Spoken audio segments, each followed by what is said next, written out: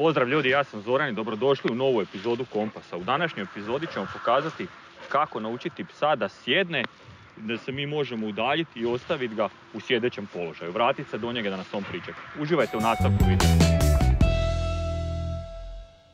Ono što je nekakav glavni preduvjet za ovu vježbu je, a to je da je pas savladao vježbu sjedi. Znači ne mora to biti utvrđeno ne znam koliko, ali potrebno je da je savladao vježbu sjedi i da zna i da sluša zapovijed sjedi. Uz nogu.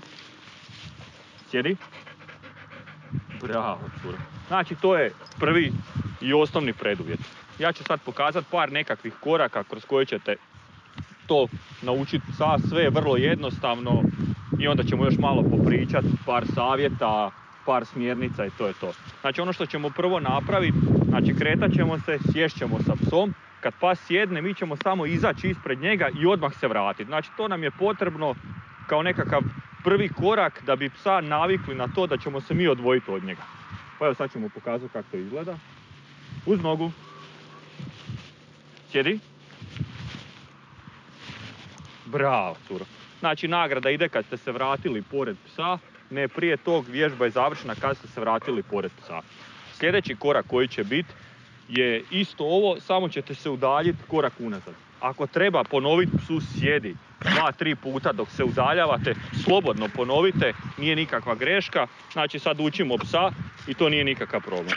Uz nogu, sjedi, izađemo ispred psa, korak unazad, vratimo se pored psa i onda ide nagrada. Znači to je taj drugi korak. Sljedeći korak koji će biti je da odemo od psa za dužinu povodca. Opet kažem, ako treba ponoviti psu sjedi, slobodno ponovite, nagrada ide tek kad se vratite pored psa. Pa evo pokazat ćemo i taj sljedeći korak. Uz nogu, sjedi, izađemo ispred psa, sjedi, ponovimo ako treba, za dužinu povodca, vratimo se pored psa, nagrada, brava curo. To je to.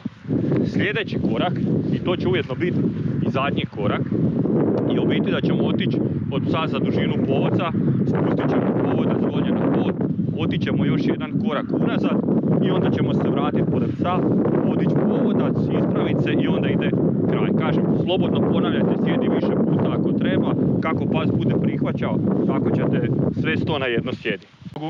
Sjedi. Sjedi. Znači odem, spustim povodac. Ne morate uopće ići daleko.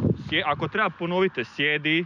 Znači ono što možete, mali trik, vratite se, ne, sjedi, bravo, sjedi, prerano sam izvadio, sjedi, pa opet. Znači dodatno neko ometanje, opet sjedi, pa napravite krug oko psa, s druge strane, pa opet odete, sjedi, ponovite sjedi ako treba. Znači samo kupujete vrijeme i to je to.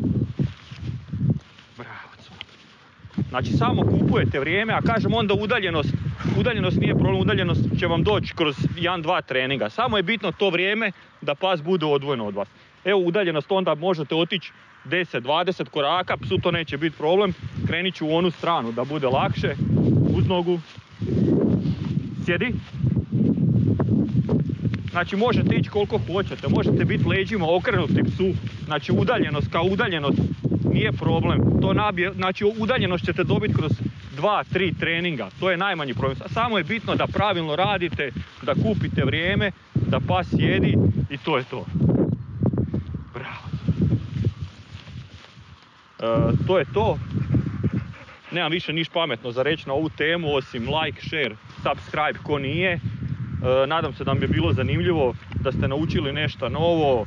Trenirajte sa svojim psima i vidimo se u nekom od sljedećih videa. Pozdrav!